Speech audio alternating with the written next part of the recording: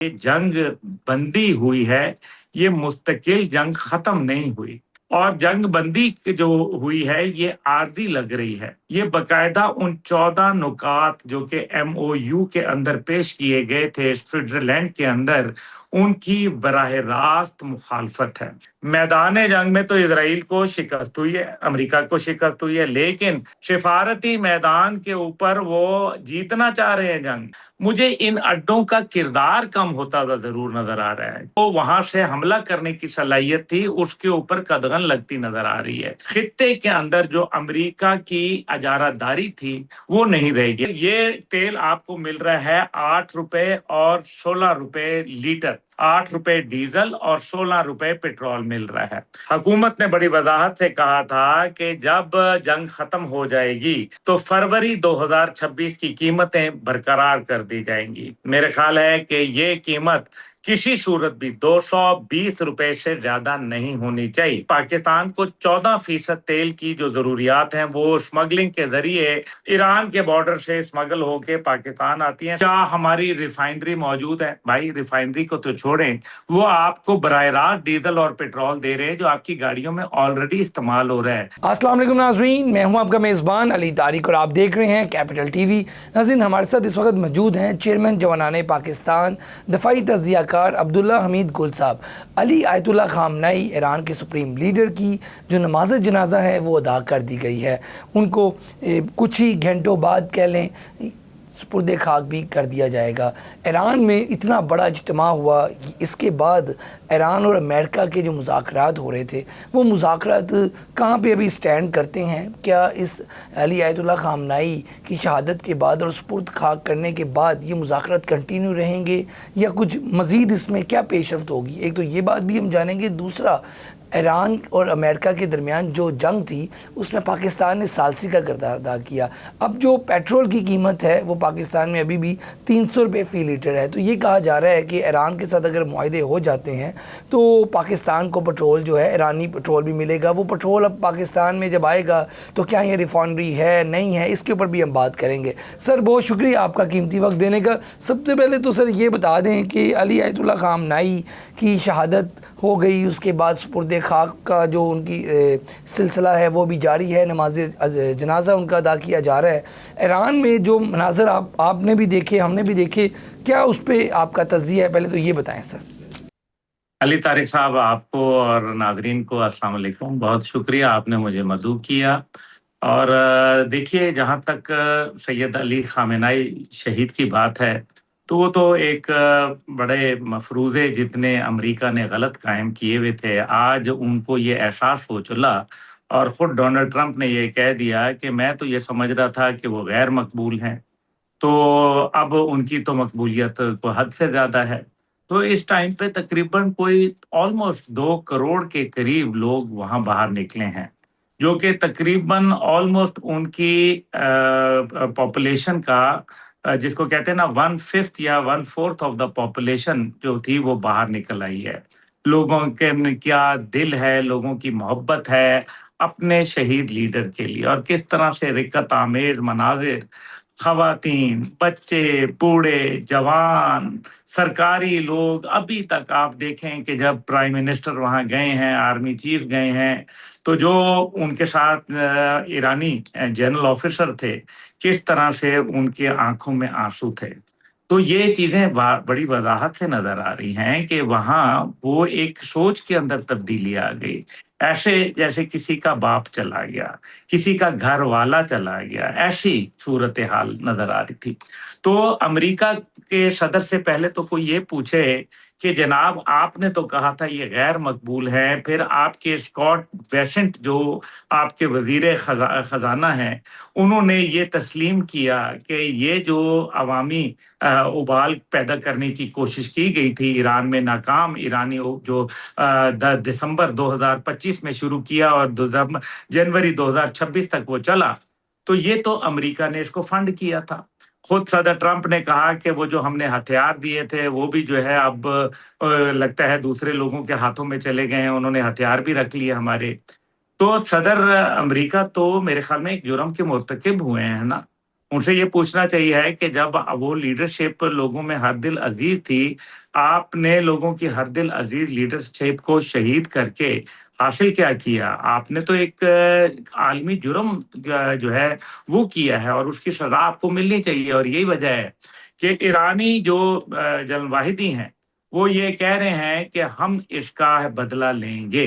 اب اچھا بدلہ لینے کے مختلف طریقے ہیں، ظاہر ہے ایران بدلہ یہ بھی تو لیا جا سکتا ہے نا کہ ایران اپنے آپ کو مضبوط کرے، مستحکم کرے اور توانا کرے، اور پھر ایران کو بھی یہ بات کہیں نظر آ رہی ہے کہ معاملات اس انداز میں نہیں ہیں جس طریقے سے دنیا کو دکھائے جا رہے ہیں، جس طریقے سے بات چیت ہو رہی ہے کہ جناب سب اچھا ہو گیا۔ یہ جنگ بندی ہوئی ہے، یہ مستقل جنگ ختم نہیں ہوئی، اور جنگ بندی جو ہوئی ہے یہ عارضی لگ رہی ہے، کیونکہ اس کے اندر ابھی بہت سارے گرے ایریاز ہیں۔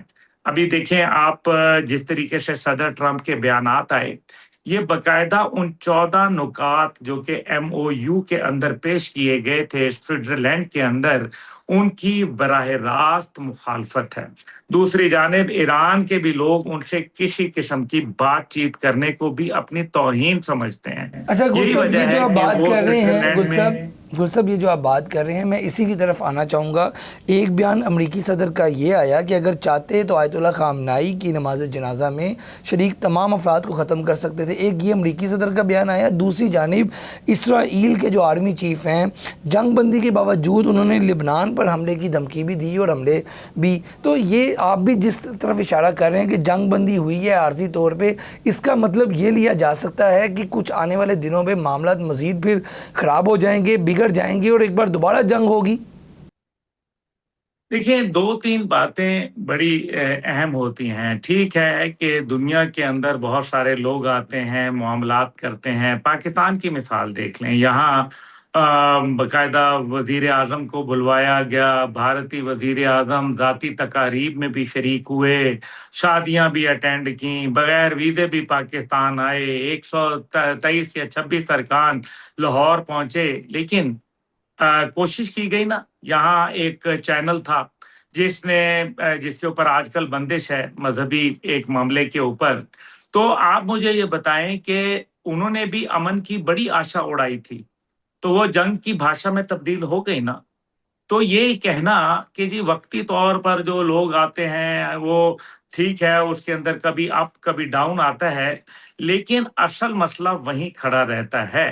کیا اب ایران اور امریکہ میں صلح بھی پا جائے، چلے مان لیا سب کچھ ہو جائے گا، اسرائیل کے ساتھ بھی لیٹ سے کہ صلح ہو جائے، تو کیا غزہ کا معاملہ ٹھنڈا ہو جائے گا؟ کیا فلسطین اپنا کاز ختم کر دے گا؟ کیا جو سٹرگل ہے، جو تا قیامت چلنی ہے، یہ ختم ہو جائے گی؟ کسی کا باپ بھی ختم نہیں کر سکتا۔ اگر حماس نے اپنے آپ کو علیحدہ کرنے کا اختیار کر لیا ہے، فیصلہ کر لیا ہے حکومت سے، تو پھر کیا حماس کی جگہ کوئی اور تنظیم نہیں بن جائے گی؟ جب بھی ایک ویکیوم آتا ہے تب کوئی نہ کوئی سلسلہ بن جاتا ہے۔ ہر چیز کے کچھ پروز ہوتے ہیں، کچھ کونز ہوتے ہیں، کچھ فائدے کچھ نقصانات۔ اب جہاں حماس ایک سٹرگل کر رہی تھی، ٹھیک ہے، عوامی سطح پہ بہت تکلیف کا سامنا تھا، ہم اگر ووٹنگ کروا لی جاتی تو شاید حماس وہاں جیت نہ سکتی، لیکن ساتھ ہی ساتھ کچھ ایسے بھی لوگ ہیں جو یہ سمجھتے ہیں کہ جناب بڑا ظلم ہوا ہے اور یہ نہیں ہونا چاہیے تھا، ان کو اپنی جانوں کی پرواہ نہیں ہوتی، لوگ تو پھر سر پھرے ہوتے ہیں۔ لیکن دوسری جانب وہ لوگ بھی ہیں جن کو غذائی قلت، جن کو بجلی نہ ہونا، پانی نہ ہونا، گیس نہ ہونا، مختلف مسائل کا شکار ہونا۔ اب یہ جو میپ انہوں نے پیش کیا ہے کہ اس کو کیسے مرحلہ وار جو ہے کام کریں گے، اس کے اوپر $25 بلین انیشل لگائے جائیں گے۔ پہلی بات ہے $25 بلین آئے گا کہاں سے؟ اور پھر اس کے اندر جب یہ تعمیرات ہوں گی تو حضور والا غزہ کے لوگ کہاں جائیں گے؟ یہ بڑا بھیانک پلان ہے حضور۔ یہ ابھی آ جائے نا اس بات کے اوپر کہ وہ ابھی جو چالاکی چلی جا رہی ہے، میدان جنگ میں تو اسرائیل کو شکست ہوئی ہے، امریکہ کو شکست ہوئی ہے، لیکن سفارتی میدان کے اوپر وہ جیتنا چاہ رہے ہیں جنگ۔ وہ لبنان کے معاملے پہ ان کو کمزور کرنا چاہتے ہیں، وہ غزہ کے معاملے پہ کمزور کرنا چاہتے ہیں، اور القدس شریف جس کو یروشلم کہتے ہیں उसका आप देख लें कि अल-कुद्स शरीफ के अंदर क्या हुआ। अल-कुद्स शरीफ के अंदर उन्होंने बाकायदा अमेरिका ने इजराइल की एम्बेसी यानी कि इजराइल को तस्लीम करते हुए यरूशलेम का इलाका जो है उसको इजराइल का हिस्सा मानते हुए अमेरिका ने अपनी एम्बेसी खोल दी। और किसने खोली? जिसका नाम है माइक हकाबी, जो कि इजराइल में अमेरिका सफीर है। ये वही शख्स है जो कहता था कि हम जो है वो इजराइल को पूरा हक है कि वो अपना ग्रेटर इजराइल का ख्वाब मुकम्मल करे। ये बात तो उन्होंने कही है ना। तो पाकिस्तान का और दीगर ममालिक का मौक़िफ़ कहाँ गया? हवा में उड़ गया ना। जो वो ये कहते थे कि अल कुद्स शरीफ जो है वो फलस्तीन का दारुल खिलाफा होगा और 1967 से पहले के बॉर्डर के ऊपर इजराइल जाएगा, तब हम बात करेंगे। तो आप अब्राहम एकॉर्ड की तरफ बढ़ना शुरू हो गए हैं एक एक करके, और इसके अंदर सिर्फ ये खसारे का सौदा है, इसमें आपको नुकसान होगा। अब जो बात आ जाती है ईरान के हवाले से, तो ईरान के ऊपर भी उनको ये मालूम है कि वक्ती तौर पर तो ये जंग बंदी हुई है क्योंकि इजराइल को खतरा ही ईरान से था। अच्छा, पहले शायद नहीं था इतना। पहले वो समझते थे कि इनको हम 2 दिन के अंदर जो है उधेड़ के रख देंगे, और ऐसा ही उन्होंने प्लान भी बनाया था कि 36 घंटे के अंदर हम इनको फारिग कर देंगे। लेकिन वो 36 घंटे जो है वो तो 38 दिनों के अंदर तब्दील हो गए, और जंग तो अभी भी जो है वो इक्का दुक्का सिलसिला तो चल रहा है, और ईरान के ऊपर जब भी वारदात करते हैं फिर वो जवाब देता है। तो ये सिलसिला मुझे कहीं थमता नजर नहीं आ रहा। लग रहा ये है कि अमेरिका पैसे नहीं देगा। वो आप देखिए लैतो लाल से काम ले रहे हैं। कभी वो कहता है मैं अपनी मर्जी की खुराक भेजूंगा, कभी वो कुछ कहता है, कभी वो बुनियादी एमओयू की वायलेशन कर रहा है, फिर धमकियां, फिर वही चीजें कि मैं चाहता तो निशाना बना देता, मैं चाहता तो ये कर देता। अच्छा गुल वो साहब, भाई गुल वो साहब क्या यहाँ पे ये चाहता है? बताइएगा, वो गुल है साहब कौन? गुल साहब ये बताइएगा कि अब जो बाकी अरब ममालिक थे उनका क्या स्टांस है अभी, क्योंकि जो अमरीकी अड्डे थे मुख्तलिफ जगहों पर, वो अड्डे क्या वापस जाएंगे या वहाँ पर ही रहेंगे? सऊदी अरब में, यूएई में, कुवैत, कतर, बहरीन, यहाँ पे जो अड्डे थे उनका मुस्तकबिल आप क्या देखते हैं? देखिए, जो अड्डे वहां उन्होंने कायम किए हुए थे, जाहिर है ये तो उन ममालिक के अंदर इन्होंने कितने सालों के मुआहदात किए हुए हैं ये मैं नहीं जानता, और उस मुआहदात के हवाले से ही देखा जा सकता है। उनकी टर्म्स एंड कंडीशंस क्या थी वो देखा जा सकता है। लेकिन मुझे इन अड्डों का किरदार कम होता हुआ जरूर नजर आ रहा है। इनके अंदर जो वहां से हमला करने की सलाहियत थी उसके ऊपर कदगन लगती नजर आ रही है। इसलिए मुझे ये अड्डों का ज्यादा कोई मुस्तकबिल ब्राइट नहीं नजर आ रहा। बल्कि सऊदी अरब ने तो जब ओमान के ऊपर इन्होंने एक आबी गुजरगाह बनाई थी जो वहां कुदरती मौजूद थी, लेकिन उसके अंदर ये सोच रहे थे कि मुतबादल रास्ते के तौर पर इस्तेमाल किया जाएगा। उस ऑपरेशन करने के लिए इन्होंने दरमियान में पहले 2 बहरी जहाज गुजार के भी देखे। ये चंद 100 मीटर चौड़ी एक आबना बनी हुई है, और इसके अंदर उन्होंने कोशिश की कि जी 15,000 ट्रुप्स एलोकेट कर दिए, 100 जंगी जहाज और हेलीकॉप्टर, लड़ाका हेलीकॉप्टर जो थे उनको भी तैनात किया गया, और कहा कि जनाब इनके लिए जो है वो कार्रवाई की जाएगी। लेकिन सऊदी अरब ने इससे इनकार कर दिया कि हम अपनी फ़िज़ाई हदूद और अपना ज़मीन का जो इलाका है, अड्डे हैं, वो नहीं देंगे। इस पे अमरीकी सदर ने नाराज़ हो गए और उनको जो डिफेंस सिस्टम्स थे, यानी कि जो इंटरसेप्टर मिसाइल सिस्टम थे, वो देने से इनकार कर दिया। सऊदी अरब ने उसी वक्त एक दिफाई डील यूक्रेन के साथ साइन कर ली, दिफाई जो फ़िज़ाई दिफाई सिस्टम के लिए, और साथ ही साथ सऊदी अरब ने G7 कॉन्फ्रेंस में जाने से भी इनकार कर दिया। तो ये तमाम चीजें वजाहत से बताई जा रही हैं कि अब खित्ते के अंदर जो अमेरिका की अजारादारी थी वो नहीं रहेगी। हाँ, कुछ ममालिक हैं जिन लोगों ने अपने मामलात इजराइल और अमेरिका से जोड़े हुए हैं। देखना यह है कि ये कितनी देर तक चल पाएंगे, कितने दूर पा इसके नताइज होंगे। अच्छा गुल साहब, लास्ट पे ये बताइएगा कि ईरानी पेट्रोल पाकिस्तान आ रहा है या फिर اگر ایرانی جو تیل ہے وہ پاکستان آتا ہے تو کیا یہاں پہ ریفائنری مشینز اس طرح کی ہیں کہ اس کو کارآمد بنا سکے؟ اور یہ بات میرا خیال شروع بھی آپ نے ہی کی تھی کہ جو ایرانی تیل ہے وہ پاکستان آئے گا یا نہیں آئے گا، اس حوالے سے ذرا تفصیلاً بتائیے گا۔ دوسرا یہ بھی بتائیے گا کہ ایرانی جو تیل ہے اگر وہ پاکستان آ جاتا ہے تو اس کی قیمت کیا ہوگی؟ ابھی تو 300 روپے فی لیٹر تیل مل رہا ہے، لیکن عالمی مارکیٹ میں تو تیل کی قیمتیں بھی کم ہوئی ہیں، لیکن ہمارے یہاں پہ تو کم نہیں ہوئی، تو اس پہ ذرا بتائیے گا۔ سب سے پہلے تو جی حکومت نے عوام کو دھوکہ دیا ہے، اور یہ ایک لیگل ڈکیتی ہے جو عوام کے اوپر جاری ہے روزانہ کی بنیاد کے اوپر۔ میں اس کو اور میری پارٹی تحریک جوانان اس کو شدت سے اس کی مذمت کرتے ہیں، مخالفت کرتے ہیں، اور اس کے لیے احتجاج ہم کر رہے ہیں اور کرتے رہیں گے۔